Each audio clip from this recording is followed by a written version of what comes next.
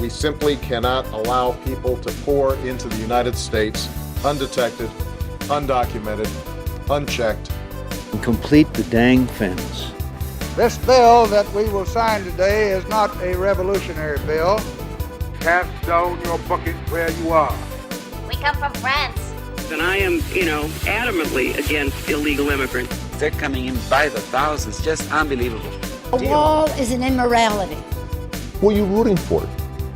Those masters of the universe are at it again. You maniac! You blew it up! Welcome to Parsing Immigration Policy, the podcast of the Center for Immigration Studies.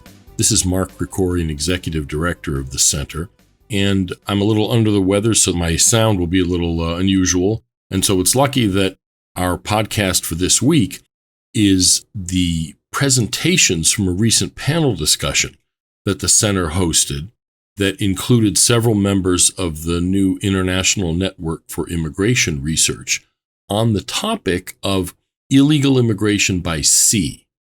And maritime borders actually are much more difficult to police and patrol and prevent illegal immigration than land borders are. It certainly presents a different challenge, and really, ultimately, it's much more difficult to handle. And so, speaking about this topic, we're going to have people from both sides of the Atlantic. Our first speaker will be Victor Marshai, who is director of the Migration Research Institute in Budapest, and he'll be talking about the EU's challenge in dealing with maritime illegal immigration, especially across the Mediterranean, and what are the problems this creates for the EU, how are they dealing with it, that sort of thing. The next speaker is going to be George Fishman from the Center for Immigration Studies, who will be talking about how the United States dealt with, specifically how we dealt with the legalities of Haitian seaborne illegal immigration in previous years, because that's the issue in the United States that's raised the most concern. As Haiti has disintegrated, the question is, will there be significant seaborne illegal immigration from there? And George talks about the Supreme Court decisions that actually facilitated dealing with illegal immigration by sea from Haiti specifically. And then third will be Eric Ruark from Numbers USA, who will be talking about some of the state policies related to controlling illegal immigration by sea. Obviously, Florida being the most important one, since it has such a long coastline and it's next to the Caribbean, which is where much of the illegal immigration, whether from Cuba or Haiti, comes into the United States. So our first speaker will be Victor. Welcome, ladies and gentlemen. It's glad to be here in DC again. Actually, already the third conference of the International Network for Immigration Research, just within 6 months after the establishment. And yes, I would like to speak a little bit about the Mediterranean migration crisis and how it affects Europe. It's very important to underline that thanks to geographic reason, the European borders are relatively easily accessible both by land and sea, and it significantly shaped the illegal immigration landscape of Europe. Yet, it became a big topic only after the so-called Arab Spring 2011, which led to the collapse of certain states and governments both in North Africa and the Middle East, and it led to the increasing number of irregular and illegal migration towards Europe, partly by land, but also across the sea. And in 2013, mainly Italy could observe a huge rise of illegal immigrants. More than 150,000 people reached Lampedusa, the Italian shores. And in the last decade, we could see the increasing number of arrivals, not only in the Central Mediterranean Sea, but also the other part of the Mediterranean and the Atlantic Ocean. It's important to underline that Europe reacted relatively fast in the land borders with the construction of physical barriers. Before the rise of this new crisis, only 300 kilometers physical barriers, fences, we could find around Europe. But after the crisis, almost 2,000 kilometer new fences were erected all around Europe, as you can see in the first map, mainly the eastern part of Europe, in the Western Balkan, but not exclusively. For example, we could see in French to stop the crossing the channel and the tunnel towards the United Kingdom. So we can say it was a relatively quick reaction from the European actors, which was very important. But in spite of the erection of the land border fences, the number of people crossing the Mediterranean and the sea increased significantly. In the second map, we can see that most irregular arrival to Europe happens by sea in the Eastern Mediterranean, in the biggest number currently in the Central Mediterranean, the Western Mediterranean, and in the Atlantic Ocean. And last but not least, we have to emphasize the crossing in the British Channel from France to the United Kingdom. Closing and blocking sea borders was always a challenge for not only Europe but all other actors because of different reasons. First and foremost, big part of them are international waters which share responsibilities. So with the exception of the territorial waters which are very close to the certain states and which are part of the different nations, the high sea is an international area with many different actors who are operating on these areas, which share obligations and responsibilities, for example, in the save and rescue operations.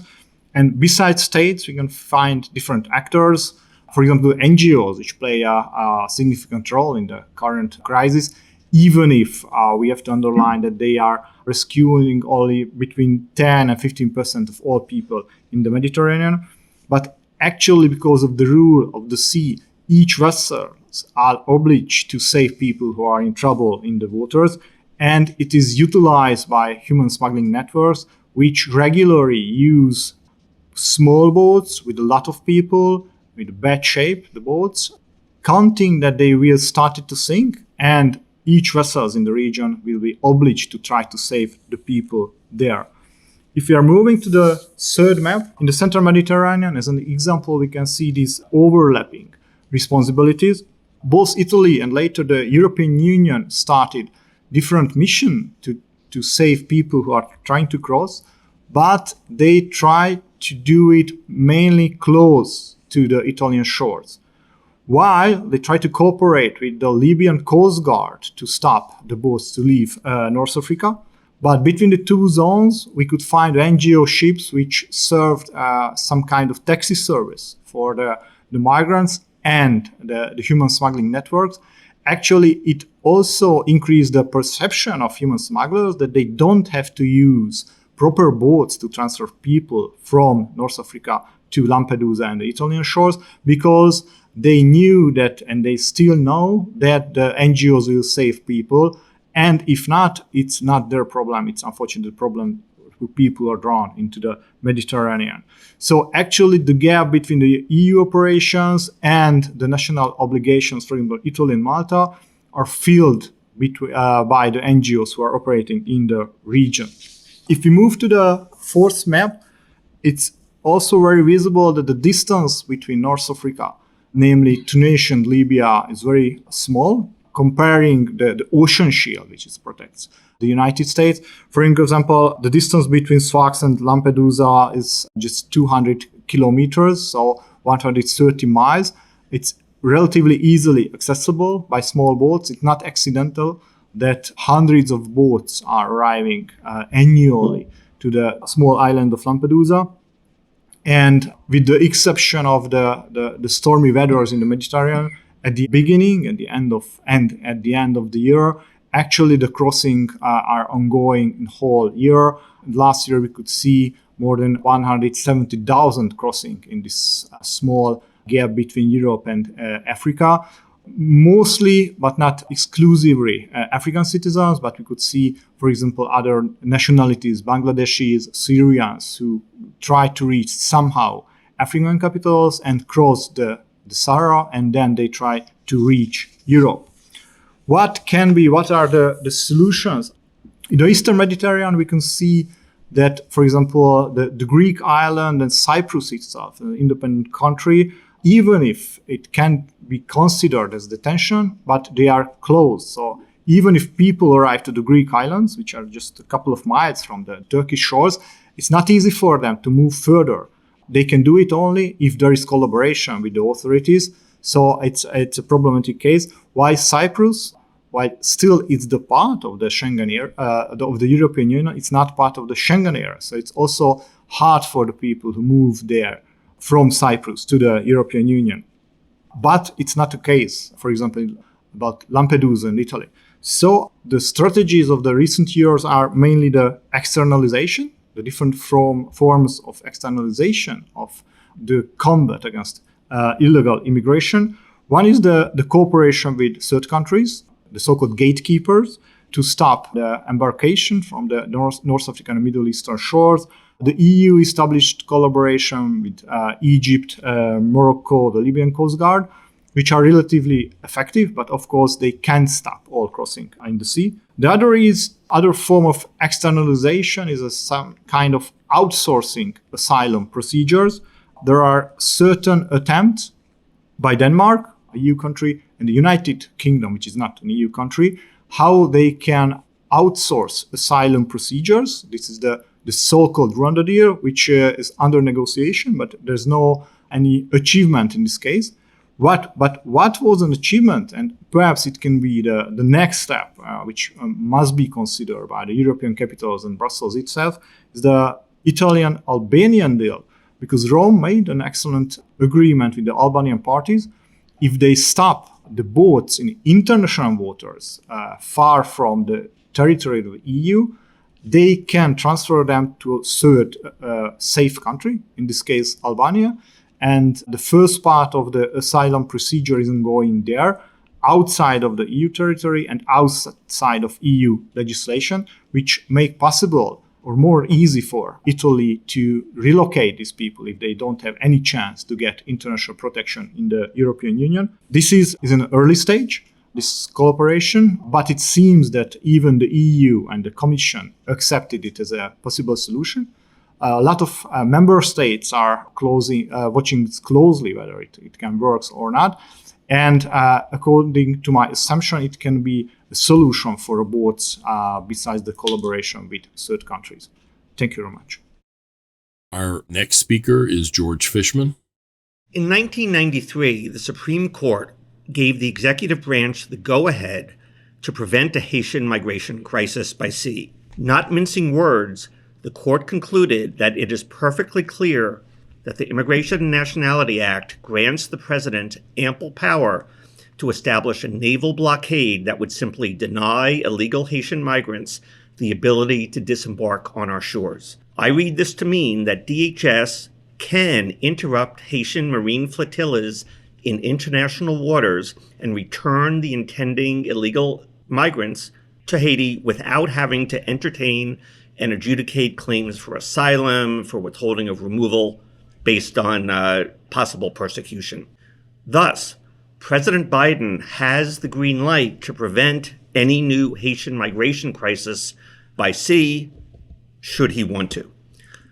I'm going to briefly outline the history of the Haitian migration crises since George H.W. Bush's presidency, and then discuss what exactly the Supreme Court ruled and why it ruled that way.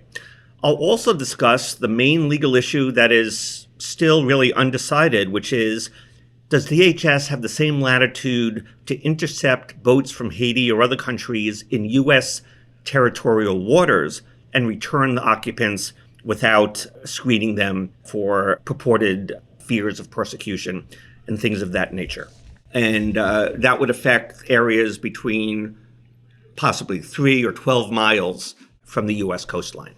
So in September 1981, President Reagan issued a proclamation in which he found that the continuing illegal migration by sea of large numbers of undocumented aliens into the southeastern U.S. was a serious national problem, detrimental to the interests of the United States. He suspended the entry of illegal aliens from the high seas and ordered the Coast Guard to intercept vessels carrying them and to return them from whence they came.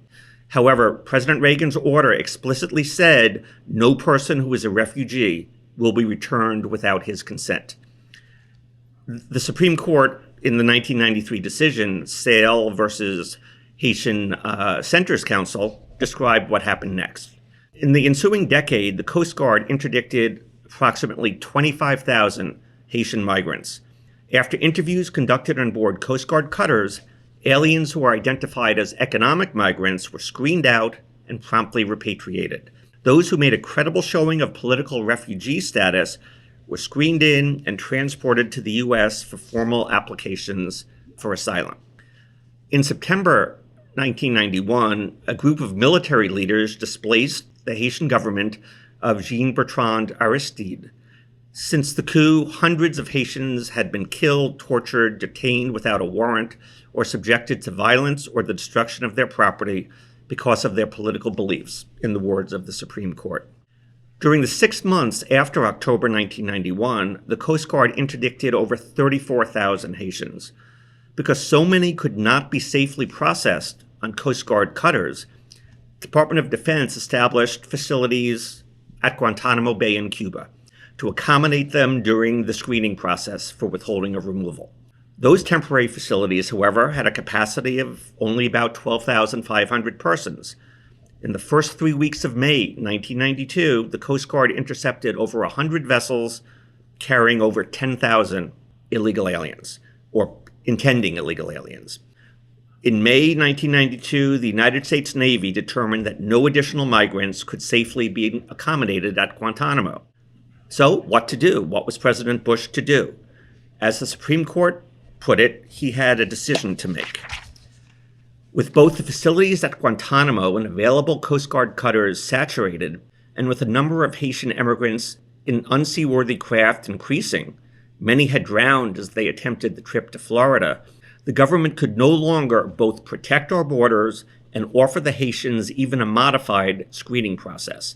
It had to choose between allowing Haitians into the U.S. for screening or repatriating them without giving them the opportunity to establish their qualifications as refugees. In the judgment of the president's advisors, the first choice not only would have defeated the original purpose of the interdiction program, controlling illegal immigration, but also would have impeded diplomatic efforts to restore democratic government in Haiti and would have posed a life-threatening danger to thousands of persons embarking on long voyages in dangerous craft. So what did President Bush do? As the court wrote, he adopted the second choice. He directed the Coast Guard to intercept vessels illegally transporting passengers from Haiti to the U.S. and to return those passengers to Haiti without first determining whether they may qualify as refugees. And after assuming office, President Clinton decided to not modify that decision and to keep that policy. I actually have a friend who told me he was in the State Department at the time and watched the Haiti policy come together. And during the election campaign, they were attacked by the Clinton campaign. And then the Clinton campaign, or the Clinton administration, decided to keep the policy anyway. And my friend asked people within the Clinton administration what was going on. And the response was, yes, we have the same policy, but we feel bad about it. So I guess that was the difference between the Bush administration and the Clinton administration. In any event, President Bush issued an executive order relying on his powers under the Immigration and Nationality Act to suspend the entry of all aliens or any class of aliens as immigrants or non-immigrants, or impose upon the entry of aliens any restrictions appropriate when he finds that the entry of such aliens would be detrimental to the interests of the United States. His order provided in part, President Reagan's proclamation suspended the entry of all undocumented aliens into the U.S. by the high seas. Appropriate instructions shall be issued to the Coast Guard in order to enforce the suspension of the entry of undocumented aliens by sea and the interdiction of any defined vessels carrying such aliens. It goes on. But in any event, these actions are authorized to be undertaken only beyond the territorial sea of the United States. That was part of the president's decision. And the order shall not be construed to require any procedure to determine whether a person is a refugee. Obviously, litigation ensued. The administration was sued. Litigants were seeking a temporary restraining order to prevent implementation of the order, contending that it violated the Immigration and Nationality Act's mandate of withholding of removal, that no alien be removed to a country where their life or freedom would be endangered, essentially where it was more likely than not that they would be persecuted. Got up to the Supreme Court, and the Supreme Court ruled the president has directed the Coast Guard to intercept vessels illegally transporting passengers from Haiti and to return those passengers to Haiti without first determining whether they may qualify as refugees. The question presented is whether such forced repatriation, authorized to be undertaken only beyond the territorial seas of the U.S., violates the Immigration and Nationality Act's withholding of removal provision. That was the decision for the Supreme Court. In an 8-1 decision, the court affirmed the federal government's ability to repatriate aliens interdicted on the high seas without having to screen them for withholding, ruling that neither the withholding statute nor the refugee protocol to which the U.S. is a signatory applies to actions taken by the Coast Guard on the high seas beyond the territorial sea of the U.S. That's the go-ahead, the green light that President Biden has, should he decide to utilize it. What was the court's rationale? Some of the court's rationales are still apply under current law. Some have been rendered OBE, overtaken by events, because of changes in the law. But let me quickly summarize them. The first, the withholding of removal statute says the Attorney General cannot remove an alien in those circumstances. And the court ruled we cannot say that the interdiction program created by the president, which the Coast Guard was ordered to enforce, usurped authority that Congress has delegated to the Attorney General alone. The reference to the Attorney General in the statutory text is significant because that term cannot reasonably be construed to describe either the president or the Coast Guard. It's interesting that since that decision, the Department of Homeland Security was created and the Coast Guard was actually placed in the Department of Homeland Security. So that rationale would no longer suffice under current law. But the Supreme Court's main rationale was that the withholding of removal mandate only applies in areas where removal proceedings can be conducted, because that is where withholding of removal is considered. Removal proceedings occur in the United States, not outside the United States, and therefore nothing that occurs outside the United States is subject to the withholding mandate.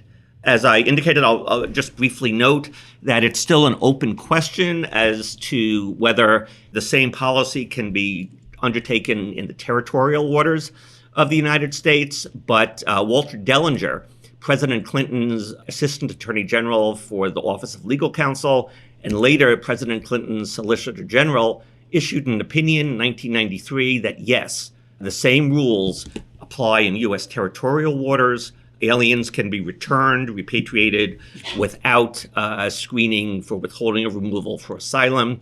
That's never been tested in court, but Mr. Dellinger was a liberal icon. He has made a very compelling case, and I would hope that courts would consider it. And finally, Eric Ruark.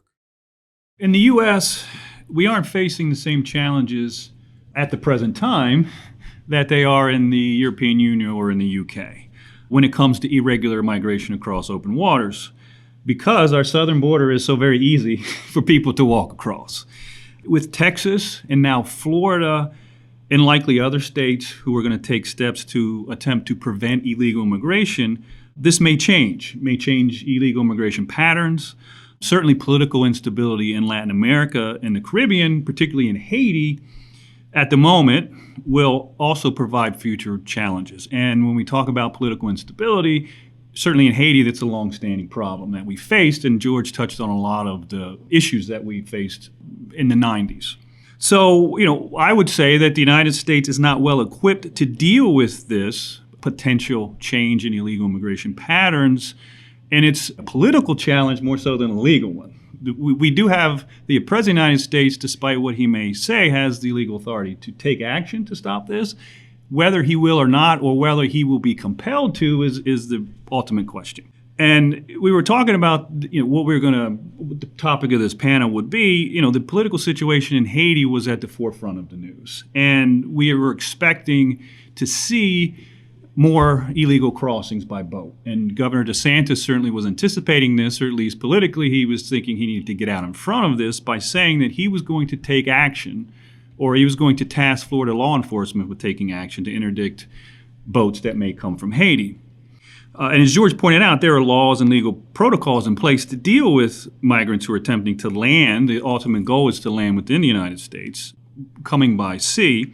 Clearly, the United States has the authority to prevent this, but there are questions about where you interdict these boats. Are you doing it in U.S. territorial waters, or are you doing it on the high seas and international waters?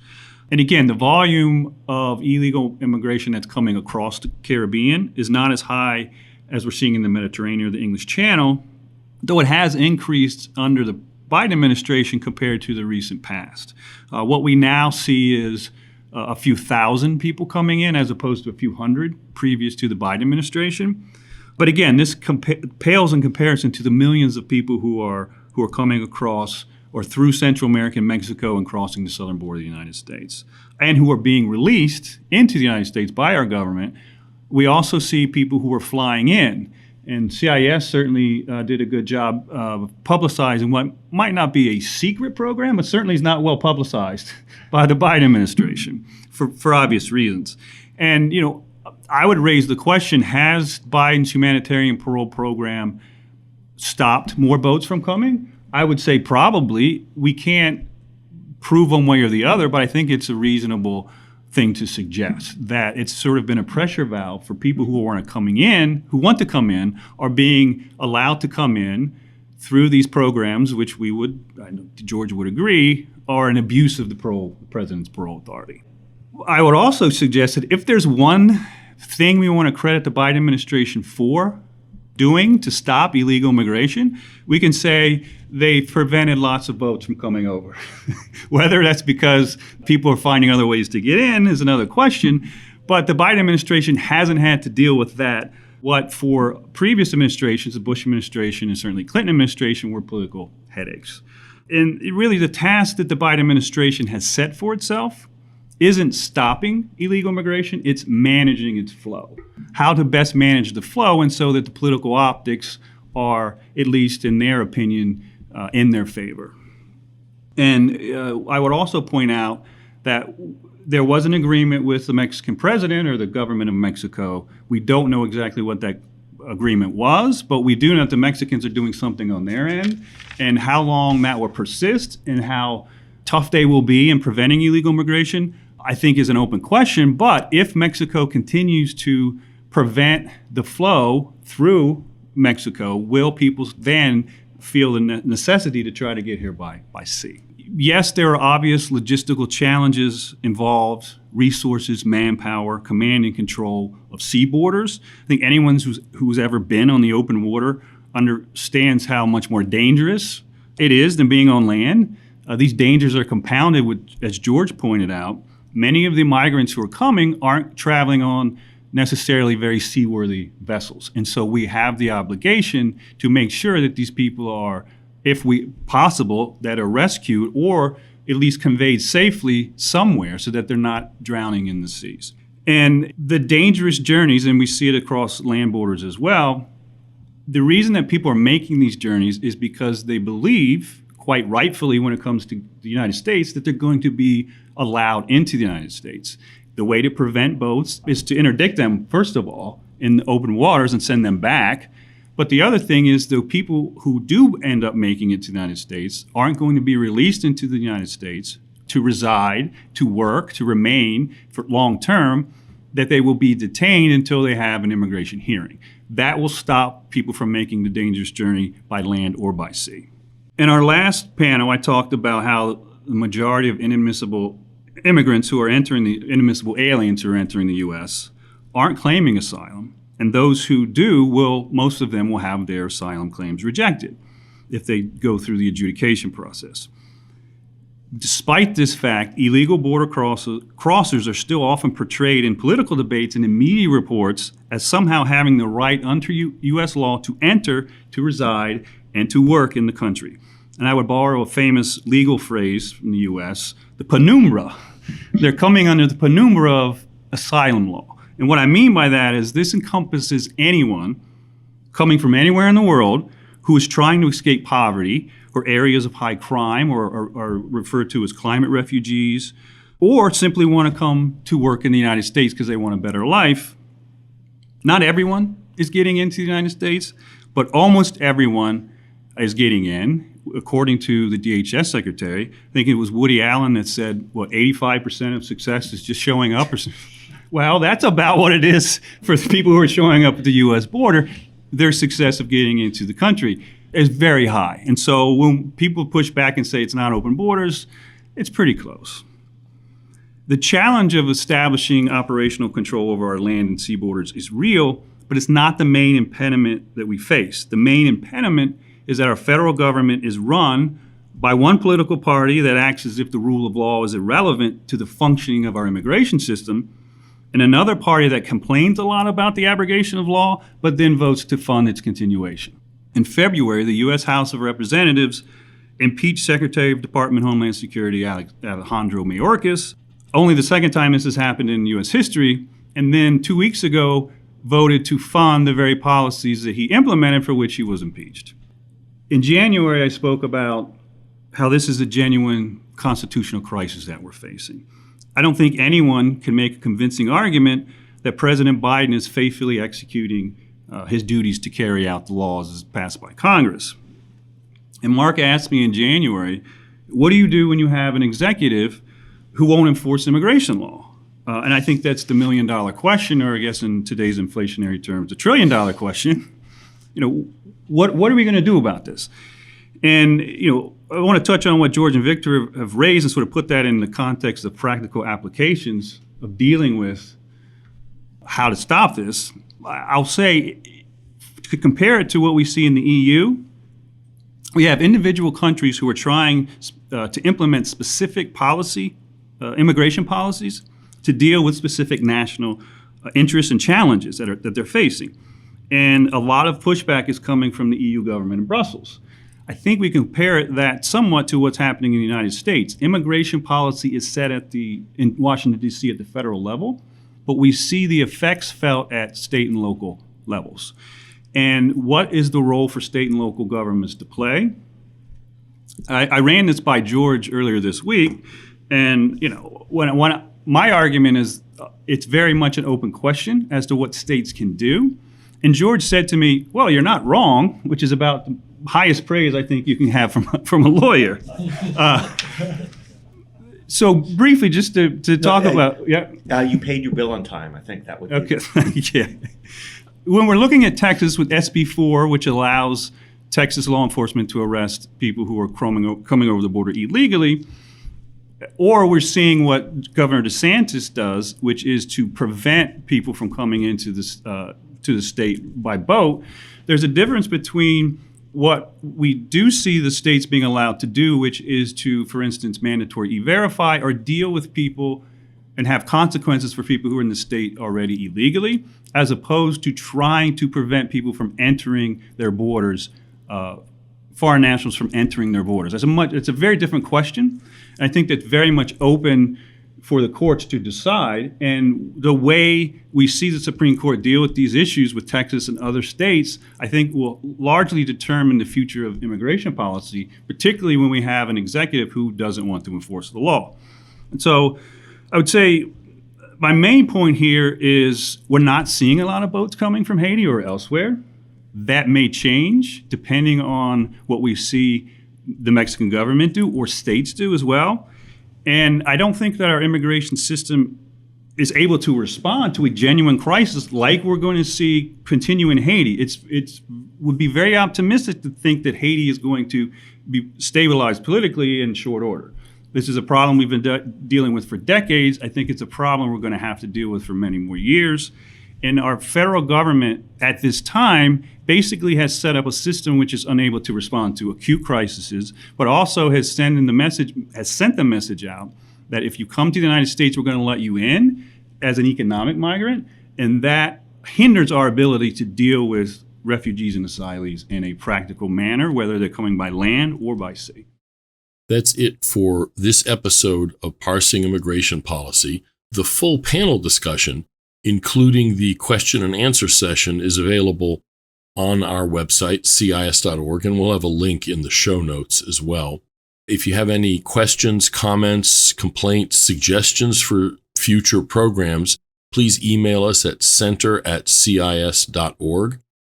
And if you get this podcast on a platform that allows you to rate or review the podcast, please do so. It raises the visibility of the podcast.